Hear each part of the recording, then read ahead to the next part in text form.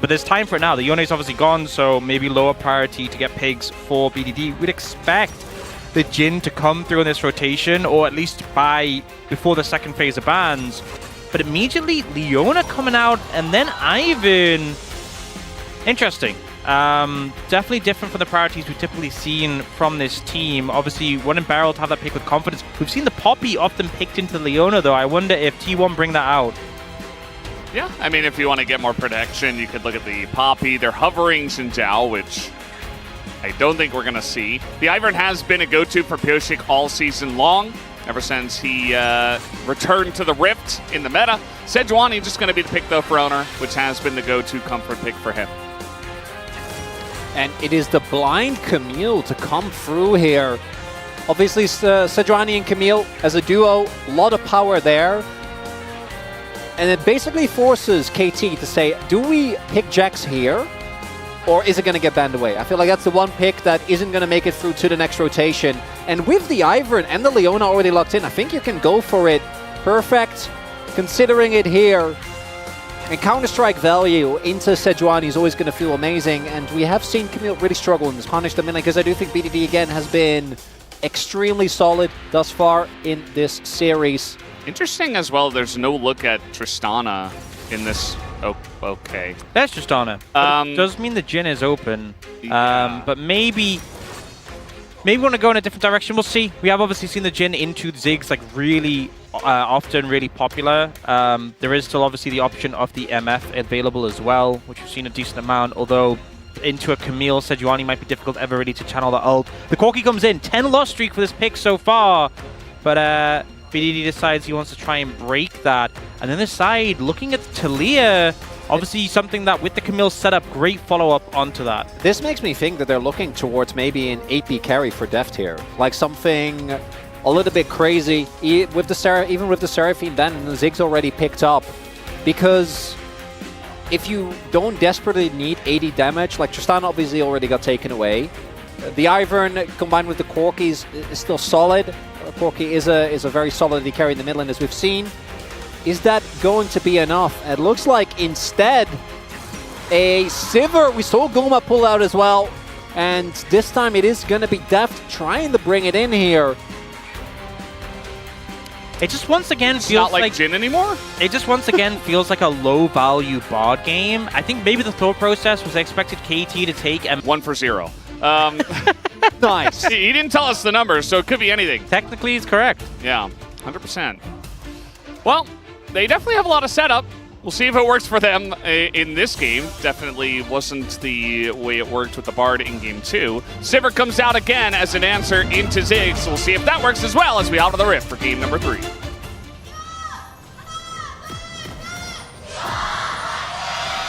소환사의 협곡에 오신 것을 환영합니다.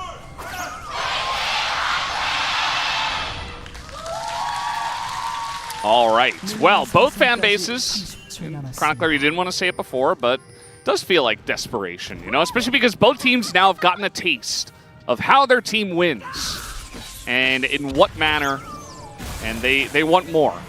They are greedy for that world spot. Understandably, they would like their team to go and participate in the World's Championship of 2024. It's not just that, but it's the fact that this might be the last we see of either roster, right? Deft, we've been teasing about the last, final, real, actual, this time, actual last dance.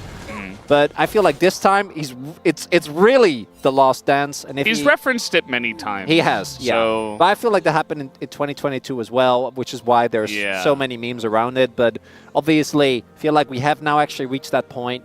I think that KT also had such a magnificent summer last year and then wasn't really able to make it work. Had very unlucky draws, then met JDG and just kind of all went downhill from there. On the flip side, this T1 roster has been together, excluding Zeus, since 2021. And talk about Zeus did take a bit of a beating here early on. Is Beryl going to try and solo kill Goomer again? That's the question. So Gumo's looking around for him. Any sneaky Leonas hanging out. There is a 8-game losing streak in the regional qualifier alone for the Corki. Faker has lost on it 3 times. Showmaker twice. Closer 3 times. BDD has not played it yet, so perhaps he will break the streak. Yeah, we do see that TP coming down now from Def. This is the sort of adaptation they're doing, the very light swap where they TP down so you can pick up this big wave. And Def will end up really far ahead in terms of levels. Barrel going to soak up a little bit of experience here as well to get level 2, but presumably still hasn't been seen, so maybe Guma gets punished here. Oh, okay. Nice little force flash from Carrier. BDD already pretty low as the pressure was already on. We saw some slows into rocks being thrown into BDD at level 1. And just the follow-up on that coming out here. We do see pings on barrels, so Guma is very aware that there's a Leona waiting in that rush. You have to assume with Barrel. I mean, maybe you showed when we went looking bot lane, but you just have to assume with Barrel. Yeah, barrel's always in the brush. BDD, though, already being flashed down. One of the big things that I think is the reason why the Corki has been so high prio is because he has so much early agency. We have seen him really struggle, but his early laning phase often feels like a very strong part of his kit. I want to highlight, actually, that Guma, or that Owner rather, was able to start on his own bot side and then immediately make his way into the top half of the jungle, which means that Pioshik right now actually in a really rough spot because he set up the top side and then Owner just walked in and took it, right? And Ivern in particular can have an insanely quick early clear, but he's really relying on the setup. So if he wastes a lot of time in setup, doesn't actually get to cash out in it. Not like he's going to be falling behind when it comes to the camps, but it does take away, I think, one of the biggest strengths of this jungler is what his early clear allows you to do on the map. Yeah, I mean, he's just so vulnerable to counter jungling because you have to invest the time, wait, and then come back. Hello. He somehow messed that up. I don't know. Yeah, I think he didn't get the first auto off. Yeah. Queued. Rough. Even a 2-time world champion can fumble that, so, you know. With a skin for this exact champion is not a lot of mana here in Perfect. Does have a cookie. Perfect's going to go back in with the Ivern Q and now taking a bunch of damage as the freeze will come down. The permafrost. But Pioshik's still making his presence felt. He's got double buff and he's just kind of autoing him down, throwing in some Qs. And yeah, I mean, there is definitely potential setup, especially with all these brushes. Zeus and Owner, they're really desperate to push in that wave, and they will be successful. Yeah, I think just Perfect's a bit too low, and there are too many minions, so you can go in with the counter-strike, but you ain't going to, like, one-shot Zeus Owner, and then the minions still flash as well. Yeah, they would just mangle you, so I think trying to protect Perfect, trying to hold the wave as long as possible, but the right decision made there not to commit to something more. How very unlike KT. Yes, yes. Interestingly enough. Suspicious. We need Barrel just to send it in with an aggressive flash or something. I'm sure he will. That's It'll happen, yeah. The lane's in such a rough spot here. But it will... We'll see if Faker actually holds it for longer. BDD just has teleport so he can get back, but it feels like we've constantly seen Carrier just coming mid, trying to pot BDD in an uncomfortable position, and the matchup's already pretty fine for the Talia, but it's really been pushed in Faker's favor here with the extra help. He's going to get 6 as well off of this final cannon. Yeah. So can now make his way back to base, get a buy-in, and can maybe even hold on to his teleport. We'll have to see what BDD or how fast he's going to be able to shove in this wave.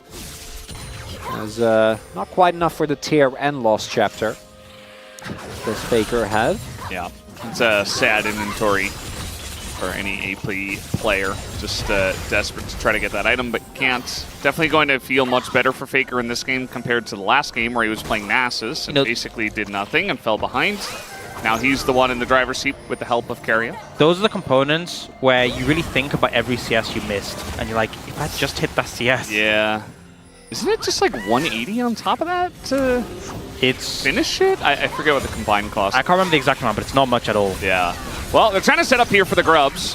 And KT Rolster with the Ivern are utilizing that zone control very well. But in goes Barrel. He says, enough of the zone control. I'm just going to put my face in it. And he does do that, and he's probably dead as the knockup comes in. He gets a shield, though. Stays alive for a very long period of time, but eventually does go down. First blood goes to Faker. And all going to be thrown out here by Guma, who is level 6. as T1 will look to push them away and take the other 2 grubs. That's what we were missing from Beryl, you know, just the We aggressive. knew it was on the way. It was definitely coming, and hard for the Leona really to find an angle into the Talia specifically. Faker doing so much damage in that extended play, and unfortunately KT just not really able to follow up with Beryl, on Beryl, and kind of lacking the damage there as well to cut through some of the bulkier members of T1. Yeah, Deft wasn't there initially, but you're also looking at a Cole Sivir that was level 5. So that's not really going to give you the power that you desperately need. As Guma does have his flash, low on mana, and doesn't have his satchel. Yeah, he just used it for poke.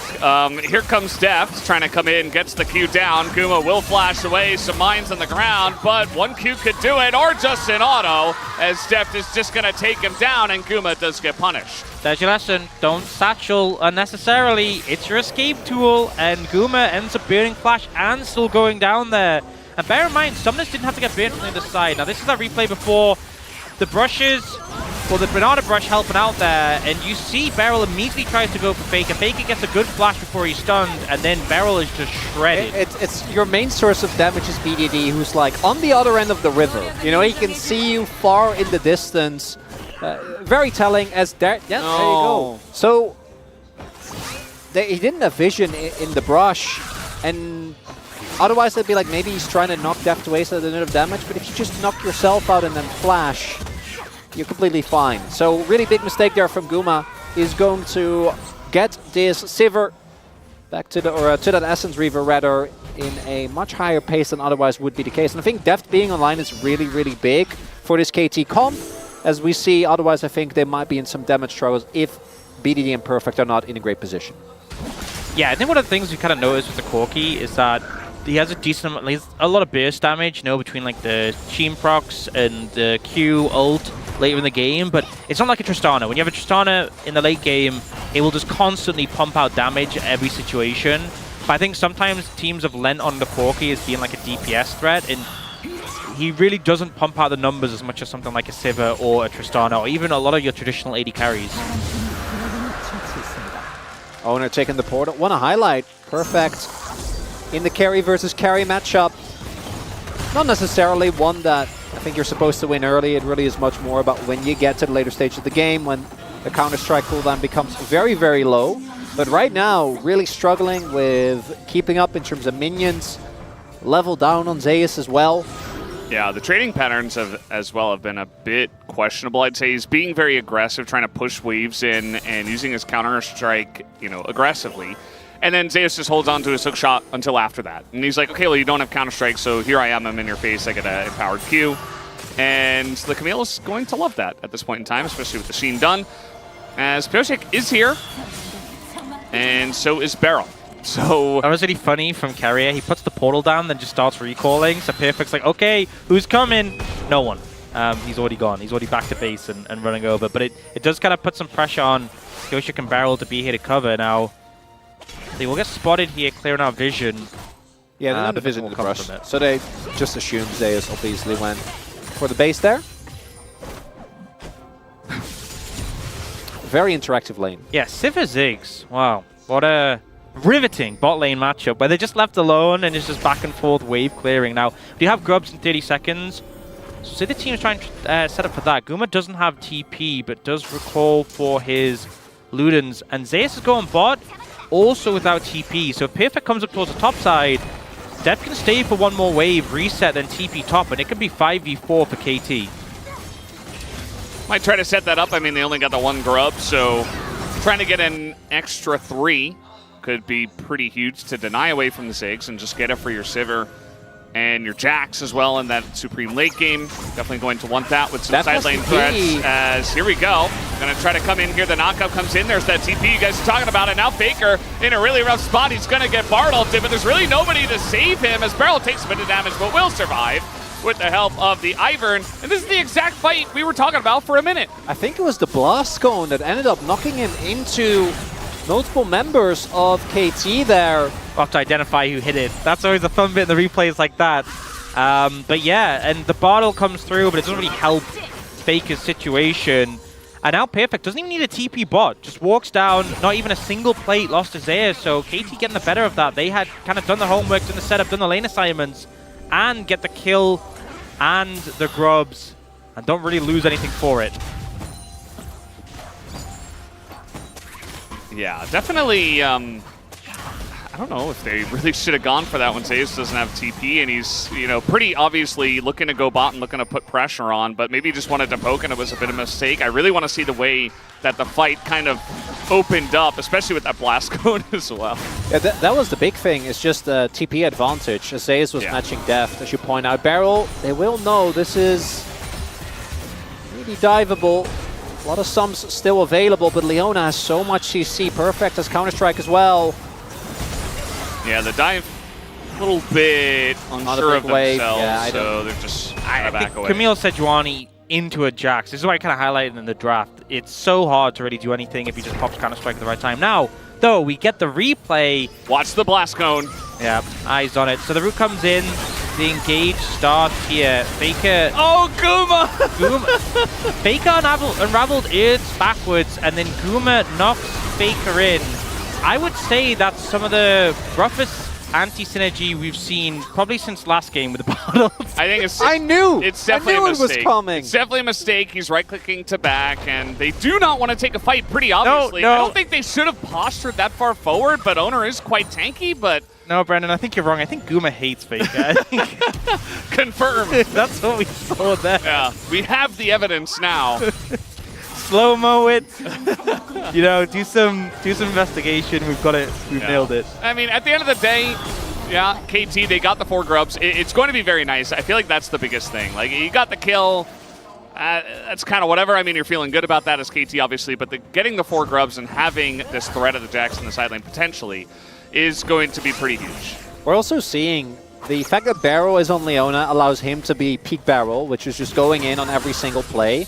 But the Ivern gives you so much additional leeway in how you play out those fights, right? You can engage a lot more aggressively, knowing that between the Redemption as well as the Eclipse and Aftershock, you actually have a lot of power, as we do have Invade for the blue buff here. And those 2 champs you're mentioning, Leona, Ivern, that was their first 2 picks, right? So they picked them together for this purpose of like, okay, we're going to set up Leona. Obviously, the Q lands, Leona goes in, then she can land her E onto other people. It's really nice synergy and very reliable and safe, even if you do pull a barrel, which he's barrel, so he will. It does happen a lot. Yeah. I think also, you know, the durability from Leona's W Aftershock really amplifying the shields from Ivern. You know, we see Leona being one of these supports who feels so tanky in the front line, but it's emphasized so much more. Oh. Kind of expected with those 2 early dragons being sort of lower value ones that you get a high value soul, but it being Hextech as well with so much ease to proc it for both sides, definitely going to be a priority going forwards in this game. And T1 feeling good about the fact that they've already secured 2. That has been happening very consistently. I think all 3 games T1 have gotten the first 2 Drakes, right? And have threatened the soul relatively early on. As we're looking for the Rift Heralds here, there is vision. Bunch of pings coming in. And especially with the Hex Gate, potential for KT to try to come over and contest it, but it doesn't look like they will. I don't think they should. Right now, still have 2 unfinished Triforces on the team. I think so much of the power of both the Jax and the Corki is going to come from actually getting that. Harold is just going to get taken here. Not too surprising. Perfect, again, struggling, I think, pretty consistently in terms of CSing in this series, but Jax is one of those picks where as long as you don't Counter-Strike too aggressively, you are just able to, just by deterrent, stay in the side lane and match up relatively well. But Zeus is definitely benefiting from slowly building up the CS lead, having the item lead as well. But you see moments like this where Perfect presumably recalling to the Triforce, which is obviously a big spike, but we get Zeus freezing the wave in return. So now, you know, Perfect perhaps go down and break the freeze, but he's missing out. Looks like they knew he was in the brush as they had this ward here. This is going to force the flash out of BDD. Kind of awkward for him, as now there is definitely a lot of pressure with Sejuani, Camille, Talia, even a Bard set up that they might be able to catch out BDD in a future play. He wouldn't even step to the turret, so this should just go down. We see on the other side, KT trying to counteract that. I think Pyroshik maybe just down here to crash the wave, but they're going to go for the dive with the companion angle. It's just, with Keria here, it's just not really going to happen, and KT will call that off as well. Yeah, Bard and Ziggs both on the way. Both have really easy ways to also influence the dive from a good amount of distance. T1 not even using the Herald, right? Just getting a topside turret. I imagine just saving it for mid and then allowing the Ziggs to saturate down so that you get the additional map control. I think particularly when one team has a Ziggs and the other has a Sivir, the challenge of taking mid-tier 1 is amplified so much that really the Herald, you want to be thrown down there. Otherwise, you're just not going to get a window to take the tower for such a long time. And both of those picks are just situated there, one-shotting waves against each other. It's very fun. I'm a big fan of wave 15 personally in this matchup, where you clear the wave again for the 15th time in a row. Oh, Very right, fun. Yeah. Very interactive. Wave 17 is also pretty fun, but I like wave 15 So personally. I know this is a controversial question. What's your opinion on wave 19? You know, I know fact that's you really would bring popular. that up? Yeah. Well, it's a bit of a downtime. A Hold catch. that thought. There's the Bard. There is the setup. And that's really what this Bard is for. It's going to get another flash in this one. And especially with Hextech Soul and the fact that T1 have the first 2 Drakes, every single Drake is super important, and already KT are down 2 flashes. Yeah, especially the flash on BDD, definitely one they can look to punish. In an ideal circumstance for T1, they can get on top of this backline, have the follow-up from Guma, potentially Faker as well. So see if they can set up for those angles. Also, look at the items. Already 2 items on Guma with the Ludens and the Horizon Focus, a lot of burst there. But the thing is as well, you know, the setup for the team, you really need Zeus to be on a good angle here, because Keria, we've seen in the last one, the Bard ult into Ziggs ult doesn't work that well, especially into a Sivir who can just spell shield it, or a Corki who can dash away. You kind of need Zeus to be up there, so the spell shield can't just immediately come in to counteract. See Keria just flying around the rift. They do have the 1 Cloud Drake, but also, well, he's Bard, so he is quite literally just hoverboarding around the rift, and he's able to stop the back of Deft. Kind of an awkward time. We still do have the Hextech Gate, so he will be here for any fight that does break out. And now Navori done for Deft. That's a big Trident power spike. I think you're really looking for KT to get second item on Piochik, second item on BDD. The Manamuna finish always is really big. And then Deft now has already hit his. From that point on, these fights are going to be feeling a lot better for KT. Owner, cheeky steal there, blue buff, not going to be feeling too bad. And we do have a significant amount of vision control here in the KT jungle for T1, which is ideal because, again, I think you want to try and have Zaze come in from an angle and hook shot straight into the backline. Because if KT gets a kite back with Sivir and Ivern, you might be in some trouble. Yeah, this ward on the blue buff, really big as a TP threat angle. And if Zeus can push his wave in, back away, then he can threaten that pretty easily. But you see the control, though, in favor of T1. The Ziggs bomb's coming through. TP's going to come out with the Corki. And KT, I presume, are going to try and look to just push in and establish some control. But that sets up the bait with the TP. Zeus just recalling. The angle is there. Yeah, and again, no flash for BDD, no flash for Piochik. So let's see how this one does break out. We have the Rift Heralds to be dropped in mid as Guma will sit here, try to clear the waves and pressure that one. Meanwhile, Faker's on the bottom side, has a nice angle for a wall if a fight does break out. Really trying to push in the Rift Heralds. Looks like it will get a charge, but they're not going to take that down just yet. They don't start the Drake at the same time as the charge, as Faker just going to say, well, they're all in mid, so I'm just going to take this bot turret. Yep, good angle found there. Perfect moving over to cover, but a lot of poke coming down on a KT. They do have a redemption to kind of mitigate all the poke just before the fight. But you can see Deft about half HP already now.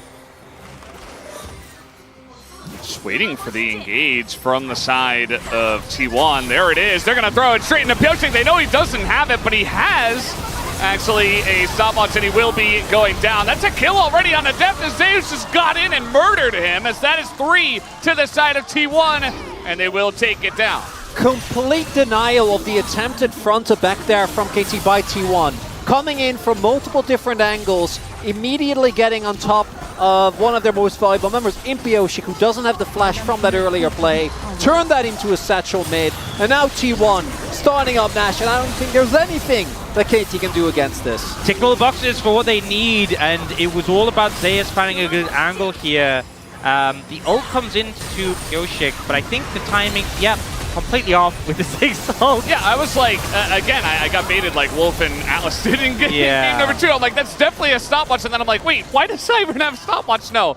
It didn't end up mattering, though. They did still kill him. A big thing is the Redemption didn't come down because Pioshik was in stasis. Death didn't get topped up. He was already half HP thanks to Guma's poke. So it was so easy for Zeus just to fly in there and finish him off. And that really was the sort of make or break for the fight. In the previous one, it also allowed the rest of KT to kind of collapse. This time there was a Talia wall in place, and Zeus was on the back line, taking out Deft basically immediately. So didn't end up backfiring in the same way. That felt like one of those fights where you really, what is going on here? Pioshik's like, I'm going to take the blue buff. It looks like Zeus is going to just back away, and they will respect it. As the Corki was coming in, they didn't have full vision, but man, I thought he was in a lot of trouble. Did he not get the blue buff? He got the blue buff. Mission successful. Didn't even be in flash for it. It's telling, though, that like this Dragon is just going to go over to T1. They're going to get the inner. I don't think KT's going to be in a position to contest. But KT got the objective bounty. Yeah, that is very true, Veldas. Yeah, it's really T1 getting the most value. They won that team fight. They knew they could go Baron immediately. Getting the value from the Baron, taking so much in terms of structures, and then moving over to secure the Dragon after. It is going to slow down the Soul, but it's allowed them to balloon this massive gold lead that really has put them ahead in this one. 6,000 right now between the two teams. Yeah. Again, it really just comes down to the setup, you know, with the flashes burn, and then really just a perfect team fight around this Dragon area that nets them the Baron, actually, and now the Dragon, and now all the turrets. It really was kind of on a knife's edge in this one. T1 were ahead, and they were getting little advantages, but then really, that was kind of a back-breaking fight. I'm not feeling good about the Corki loss streak getting broken in this one, gentlemen. Want to highlight as well, the very early death stance here from Zeus actually gets so much value, right? Between Grasp and just Resolve 3 in general, you're already going to be pretty beefy as the Camille, sitting on a level lead, and then adding a death stance into a full AD team. A lot of value. Keria doesn't have Magical Journey, actually. He's going to throw an ult in, and he gets a Valkyrie. Yeah. Not going to land this time. Still not sold in the board value this game. You know, it did burn some flashes. That was nice. But regardless, Keria managed to dip away from that one. Does have the Warmogs, but I'm not sure he has enough health. I don't think he has enough health yet that he actually gets the passive. But we'll just pick up some those Ws so he can get some health back. And the team are going to continue the pressure. 15 seconds on the Baron. So basically one wave to try and crash in and get this. And they'll use the wall to do so. The ult's going to be thrown towards Leona. Beryl just says, okay, I'm going in, and he's dead. Now we're going to have people trying to get close, and that's the issue with the Sivir. He's able to stop some, but he has to get so close to the fire. And T1 so far ahead at this point, and now with both Deft and Beryl gone, looks like T1 are looking to take an even bigger chunk out of this game 3. Not a lot to be done here. Zeus just able to hook shot with impunity. I say that. Got the ultimate. I mean, he's just going to use it here on the Jax. He's just frontlining. Even if he went down, this is a good trade. And he's still alive, still getting hook shots in, still getting stunts down. And T1 just biting off even more. Now, they're not going to get the inhibitor turret, which they probably should have gotten instead, but at least they got a couple of kills, I guess. The thing is, they're so far ahead now. They're going to back off and spend. They'll be so much more powerful. You can see, look at Faker and Guma's inventory, both of them just a little bit of gold away from Rabadon's being completed. They're super far ahead. It's a Hextech Soul coming up, and it's going to be so hard for KD to fight back now. The ult misses on Beryl, but he kind of goes, well, if I'm in, I'm in. And the turnaround attempt on Ona doesn't really work. You see Death tries to follow up and just gets deleted immediately. It's very telling that Guma can satchel offensively and not get punished, right? Play so far forward. And here, Zeus does a good job of stalling. And we also see again, like the physical damage shield that you get, plus the death stance. It's so hard to chew through this Camille, especially with the backup damage that is there from the rest of T1. And looks like T1 about to take a 2-1 lead here in this one, barring a crazy comeback from KT. But compared to the last game, where it was very obvious what that was going to be, right? Which is like a big impale on top of an ultimate from BDD and or the Rumble.